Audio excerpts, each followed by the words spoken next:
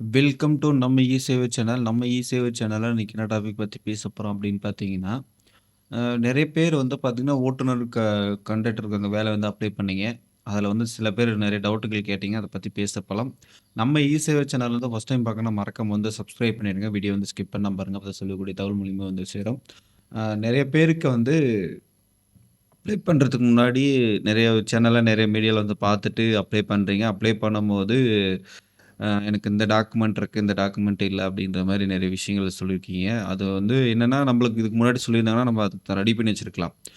Ready பண்ணாம திடீர்னு வந்து இது மாரி பண்ணும்போது, என்கிட்ட இந்த இருக்கு, அதுக்கப்புறம் இது இல்ல அப்படின்றபோது ரொம்ப வருத்தமா தான் இருக்கு. ஏன்னா வந்து எல்லாருமே வந்து எல்லாமே வச்சிருக்க முடியாது. அ ஏன்னா இது அறிவிப்பு வரும், இதுக்கெல்லாம் ரெடி பண்ணணும்னு முன்னாடியே ஒரு டீட்டெயில் குடுத்துருந்தாங்கன்னா, மேக்ஸிமம் எல்லாமே ரெடி பண்ணி வச்சிருப்பாங்க. இப்ப என்ன பண்றாங்கன்னா, இப்போ ஒருத்தர் வந்து டிரைவிங் லைசென்ஸ், கண்டக்டர் லைசென்ஸ் வச்சிருக்காரு. ஆனா வந்து பார்த்தீங்கன்னா, ஃபர்ஸ்ட் எய்ட் இது வந்து வைக்க முடியல, வாங்க முடியல. இல்ல எக்ஸ்பைரி ஆயிடுக்குது. அப்போ வந்து என்ன ஆகுதுன்னா, இப்போ நான் உங்களுக்கு வந்து இந்த அப்ளை பண்ணும்போது ரிஜெக்ட் ஆகுது. அது ஒரு இதாகுது.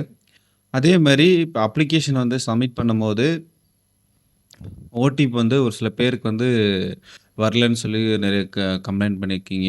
கமெண்ட்ஸ்லாம் நெறைய பார்த்தேன் நானும். அதுக்கப்புறம் ஆன்லைன்ல விண்ணப்பிக்கும்போது எனக்கு வந்து பார்த்தீங்கன்னா, எப்படி வந்து இது ஆக்டிவேட் பண்றதுன்னு தெரியல அப்படின்ற விஷயத்த சொல்லியிருக்கீங்க. இது வந்து ஆக்டிவேட் பண்றது எப்படின்னா, அந்த application number, date of birth, OTP போட்டு இங்க வந்து கேப்ச்சா குடுத்து ஆக்டிவேட் பண்ணீங்கன்னா தான் உங்களுக்கு உள்ள வரும். இது வந்து பார்த்தீங்கன்னா, இத முடிச்சுட்டீங்கன்னா, இந்த பேஜ் முடிச்சுட்டீங்கன்னா, அதுக்கப்புறம் என்ன பண்ணணும்னா, இது ஓடிபில போயிட்டு உங்க மெயிலுக்கு வரும், ஃபோன் நம்பருக்கு வரும். அத வந்து நீங்க வந்து ஓடிபி கிளிக் பண்ணி இது பண்ணிக்கணும். அதுக்கப்புறம் பயனர்ல உள்ள போயிட்டு இந்த அப்ளிகேஷன் டேட் ஆஃப் பர்த்ல உள்ளக்கு போயிட்டு தான் நீங்க வந்து என்ன பண்ணணும்னா, டாக்குமெண்ட் வந்து அப்லோட் பண்ணணும். இதுதான் வந்து உங்களுக்கு தெரியும். பண்ணவங்களுக்கு, பண்ண தெரியாம பாதியில நிக்கிறவங்களுக்கு இதுதான் ப்ரொசீஜரு. அதுக்கப்புறம் ஒரு சிலர் கேள்வி டவுட்ல கேட்டீங்க. ப்ரோ நான் வந்து ஆக்சுவலி அ ஃபர்ஸ்ட் எய்ட் இதெல்லாம் வச்சிருக்கேன். ஆனா எக்ஸ்பைரி ஆயிருச்சு. நான் என்ன பண்றது? அப்படின்னு கேட்டீங்கன்னா, இதில உங்களுக்கு வந்து WhatsAppல நம்பர் இருக்கு இல்லைங்களா? இந்த நம்பருக்கு வந்து நீங்க வந்து தொடர்பு கொண்டு அவங்ககிட்ட வந்து நீங்க பேசுனீங்க மெசேஜ் பண்ணீங்கன்னா, அவங்க வந்து என்ன டவுட் இருந்தாலும் அவங்களுக்கு வந்து கிளாரிஃபை பண்ணுவாங்க. ஏன்னா, நம்மளுக்கு தெரிஞ்ச ஒரு வரைக்கும் என்னன்னா, ஆ எல்லாமே டாக்குமெண்ட் பர்ஃபெக்ட்டா இருந்தா மட்டும் தான் அப்லோட் பண்ண முடியும். ஒரு சில சாய்ஸ் இப்போ வந்து ஃபர்ஸ்ட் எய்ட் பேட் ஆல்ரெடி இருந்துச்சு, எக்ஸ்பீரியன்ஸ் இருக்குது. அதுக்கப்புறம் இப்போ தான் ரிலோட் பண்றோம் அப்டின்னா, ஆ எதனா குடுக்குறாங்களா? இல்ல வாய்ப்பு இருக்குமான்றது நம்மளுக்கு தெரியாது. அவங்களுக்கு தான் ஆம் ஆ டீம் கிட்ட டிஸ்கஸ் பண்ணிட்டு சொல்லுவாங்க. அதனால வந்து இத தொடர்பு கொள்ளுங்க. அதேமாரி டாக்குமெண்ட்லாம் வந்து கொஞ்சம் கிளியரா ரெடி பண்ணிக்கோங்க. எது எது வந்து ஆப்ஷனலோ அது மட்டும் தான் வந்து போக வேண்டியதில்ல. நெறைய பேர் வந்து பார்த்தோன்னா, ஐஆர்டி சான்றிதழ் வந்து கம்பல்சரி வேணுமான்னு கேட்டுருக்காங்க. ஐஆர்டி சான்றிதழ் வந்து நீங்க அங்க போய் பயிற்சி பெற்றிருந்தீங்கன்னா மட்டும் தான் ஐஆர்டி சான்றிதழ் தேவ. இல்லன்னா வந்து தேவையில்ல.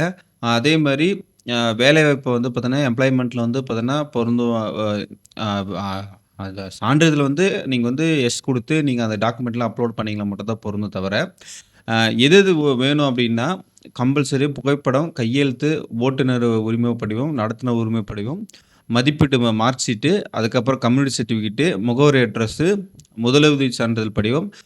இதெல்லாம் வந்து நீங்க அங்க அந்த இடத்துல என்ன குடுக்குறீங்களோ அதுதான்.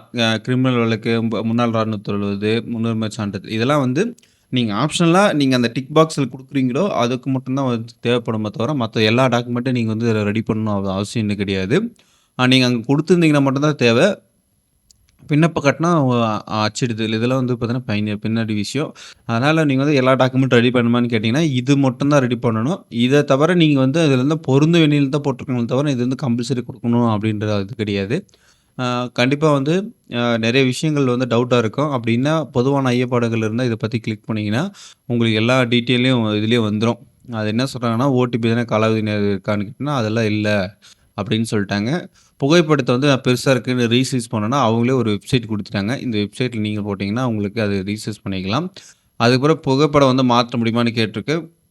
புகைப்படம் வந்து நீங்க வந்து ஃபைனலா பிரிவு பார்த்து சப்மிட் பண்ணா மாத்த முடியாது. அதுக்கு முன்னாடி மாத்திக்கலாம்னு சொல்லியிருக்காங்க.